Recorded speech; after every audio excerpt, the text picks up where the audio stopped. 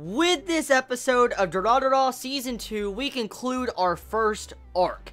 So, at the end, massive setup. Straight up massive setup. A lot of information and a lot of things we should expect from the future. So, I want to dive into the Izaya part. Oh, damn. Oh, damn. Like, as I've stated once before, Izaya is Durarara's Joker. That is what Izaya is. He is the Joker. He just wants to watch the world burn. And at the end, I expected this dialogue from Izaya. I want to say it right now. I expected in the dialogue when he says, like, vacation's about to be over. In my mind, when I was seeing that scene in English, I was thinking, like, surprise, motherfucker, vacation's over. That's exactly what I was thinking Izaya was thinking in that scene. But regardless, Izaya has competition. This dude, Oba, I think that's his name, that was introduced kind of at the beginning with the twins. This dude, he is Izaya 2.0. He is literally another Izaya, and I'm like, no, we don't need another Izaya, because Izaya burns the place. He burns everything to the ground just for shits and giggles, pretty much, because he wants to see how humans react. Human reactions, we know how he is.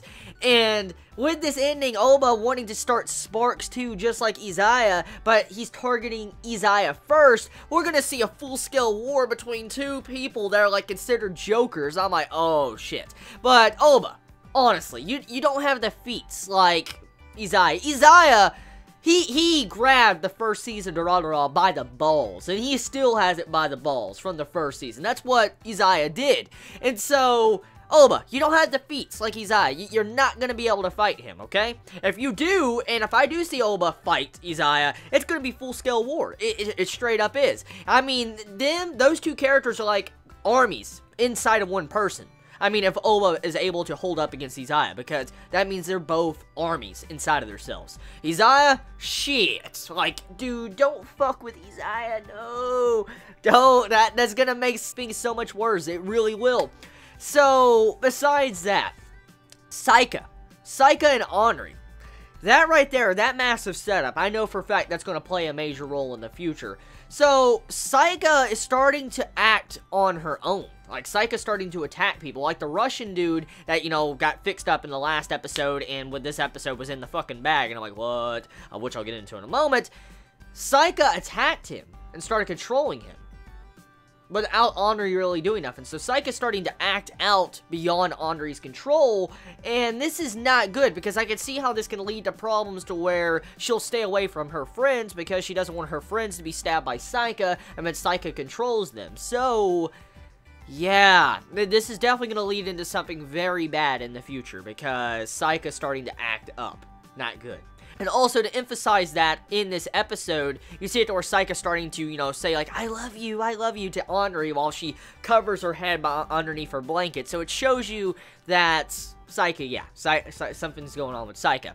Now, moving past that, this episode, straight up, the main point of this episode, breaking it down into simple terms, you have it to where Celty gets her money back, the twins help her get her money back, and then they have a hot pot at the end of the episode, and they have fun, like, you know, a get-together. All our favorite characters from Durarara get together and have fun. That is the main point of this episode. I mean, majority of the episode is getting to see Celty and our other gang, you know, just getting chased by bikers, and then they're running away, like that PDA sling, and oh my god, that scene was priceless. The fucking PDA. Celty is, it's like, what the fuck? That shit's too good, man. That shit is too good. You know what I'm talking about. That PDA scene, just slinging it while they're riding. Oh, God. But this episode, half of it was just being chased, which was pretty entertaining. Like, oh my god, like the ships and all that, like Celty and Shinra, I ship it so hard. I ship it so fucking hard. Like, that kawaii ending to this. Like, dude, Celty and Shinra put their heads together. I'm like, yo. Oh, gotta love the romance. You gotta love it. Durarara and its romance is fucking amazing.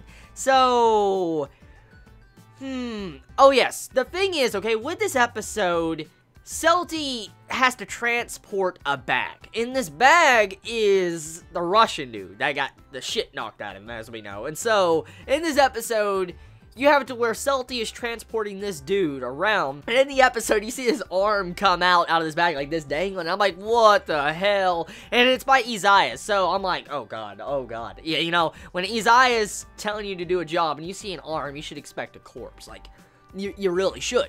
And so, when I saw that arm stick, I'm like, oh god, Celty, you're dragging around a corpse.